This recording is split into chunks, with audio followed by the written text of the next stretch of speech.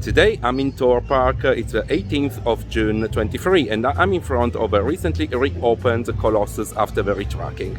Today the video is gonna be nice and sweet, quite short I think. What I want to cover is the Ghost Train. I want to try it and see what happened there, give you an update on Project Exodus, and following my previous video in Thorpe Park, I'm gonna put the link in the description down below. I'm gonna measure the capacity of Colossus because I didn't have a chance to measure it last time it was closed, and I'm gonna remeasure the capacity of the ride just to see if it, back then was struggling. It was around 360 guests per hour, embarrassing, and so I'm gonna remeasure it to see how it's performing now.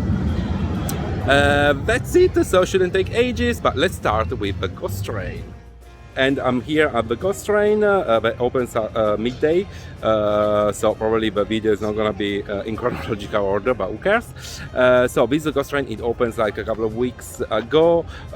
It's the old Dennis Brown Ghost Train now, without Dennis Brown, without the VR and all that. So it's supposed to be a better experience because the previous one was heavily criticized because the VR wasn't in sync, wasn't working. The experience was bloody long, over 20 minutes, and not really enjoyable. Good reviews of this one. Definitely cannot be worse than the previous one, so it's definitely an improvement, but I'm really curious to see what is going on. So let's join the queue. It's gonna open in around 10 minutes, and let's see what the new Thorpe Park Ghost Train has to offer. Okay, so Ghost Train done. I'm having lunch, and here we're gonna talk about the review. Now, I'm not going to tell you a lot about what it was before. I think everyone knows.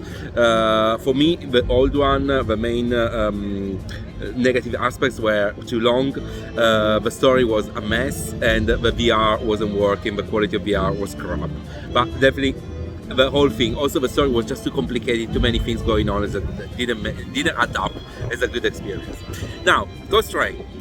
The new one, Thorpe Park. I really loved how they teamed the station. I think they done a great job with all these advertising and lots of Easter eggs, like the dates in the timetable and all that. Really, really nice.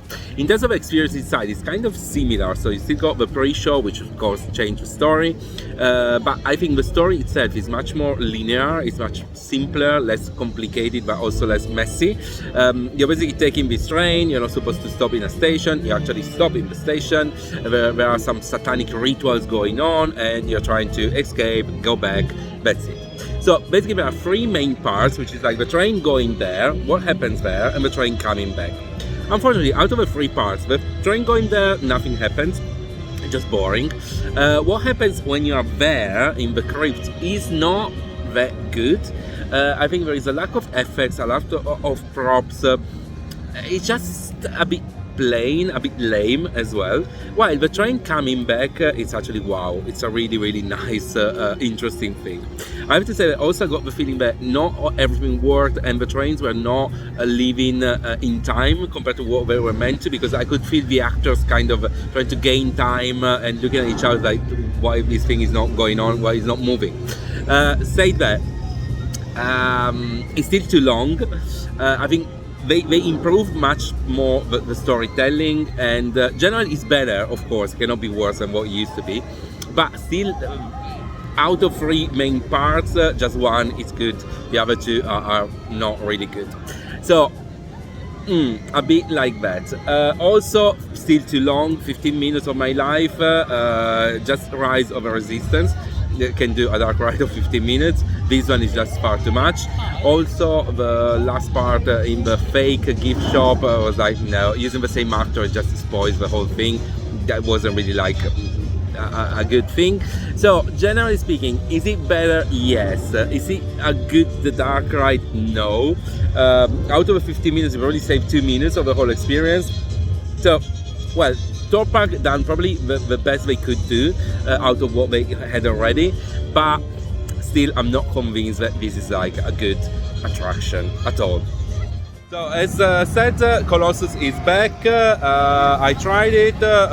It's not particularly different from what it used to be, but operations look much better, much quicker. Probably they fix all the sensor issues and so they can dispatch trains quite quickly.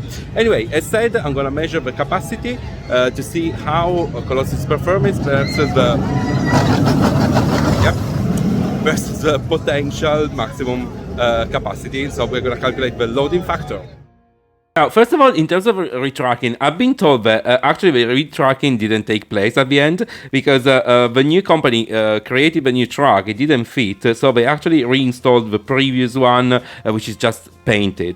I have to say that visually it's horrible because you got this massive difference between the old and the new one. Anyway, talking about the capacity, so it works. I didn't measure a lot of trains because the measurements were pretty consistent, but 3 trains every 5 minutes returns a capacity which is in the region of 1,000 guests per hour, and the official theoretical capacity declared by Intamin, which is overestimated for sure, it's 1,300. Anyway, we are in the region of a loading factor of 80%, which is definitely acceptable. And I have to say that also in the station you got the same feeling. It feels like trains are being dispatched pretty quickly, and compared to what it used to be back then with lots of faults and the sensors and the trains being open and closed 10 times, it's a complete different story. So whatever they've done with the retracking, but Colossus is back and it's pretty fast in terms of operations now, finally. And I'm now gonna measure the capacity of the ride. From my previous video, the capacity was 360 guests per hour, which is around 36% of what the ride should do. Let's see what is going on today. I can tell that I haven't seen a single train going by, so I'm not sure if I'm going to measure it now or if I'm going to come back later. But yes, clearly Merlin keeps struggling with this ride in terms of throughput and hour capacity. But let's measure it. So check out the previous videos where there is also a model of the ride. Anyway, the time recorded back then were embarrassing, and from the calculations, the ride should have a train on the chain lift every 30 seconds. What was measured today is actually in line with that. Probably they are in between 80 and 90% loading factor, which is really good. They were running something like 6 or 7 trains, which is again really, really good. As you probably remember, in the previous video I measured the capacity of a rush and it was really low. Well, today only half of a rush is working, so it's not getting better, is it? Another update, Nemesis is closed today. Apparently it was closed yesterday all day long. Today is closed as well. Planned maintenance, I said. Weirdly enough, has been removed from the app, removed from the list of attractions. So it's like, okay. So we are officially without any Nemesis in UK and any B&M inverted for the time being. Weird. Also worth mentioning that apart from Nemesis Inferno, it was closed all day. Also, all the other rides were kind of inconsistent. There was a lot of downtime. Rides kept closing and reopening. We went really close to an evacuation on the Swarm. So I don't know. Even the Ghost Train has been closed more than open. So it was a bit of an inconsistent and a lot of downtime today. And then the update on Project Exodus. So there is not much you can see from the ground, but riding either Silver Ride or Samurai or Colossus gives you an aerial view of the whole area. So I think guests are actually riding them now to keep an eye on Exodus. Anyway, what is going on is they put some foundations for the supports to go in, and they're doing some ground working. They kind of created the lake that should be there, but there is not much going on as of yet. But from the aerial view from one of the 3 rides I mentioned before, what you can realize is that actually the plot where the new ride is gonna go is pretty small, definitely small.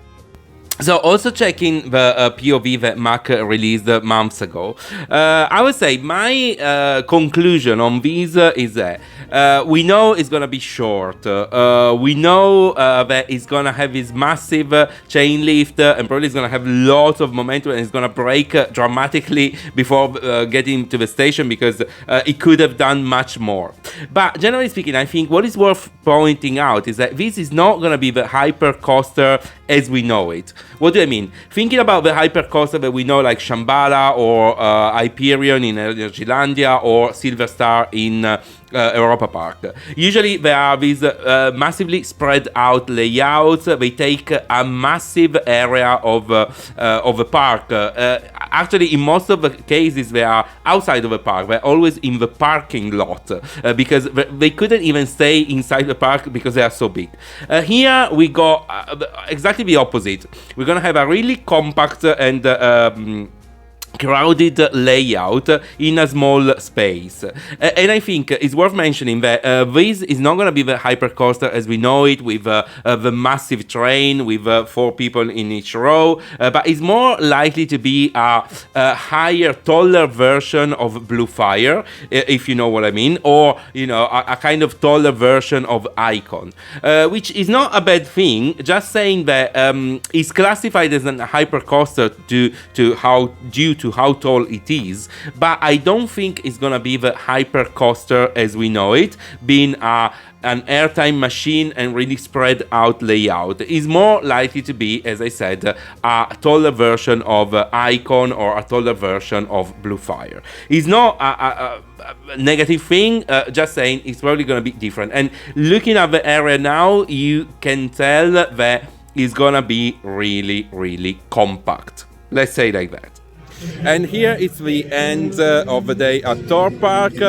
Usual monument to these legends here, the guys of Stealth, that kept us for half an hour non-stop, including blind launches, staff riding with us. It was just a pure joy, half an hour non-stop of Stealth, amazing. I hope you enjoyed the video, subscribe to the channel, and see you soon.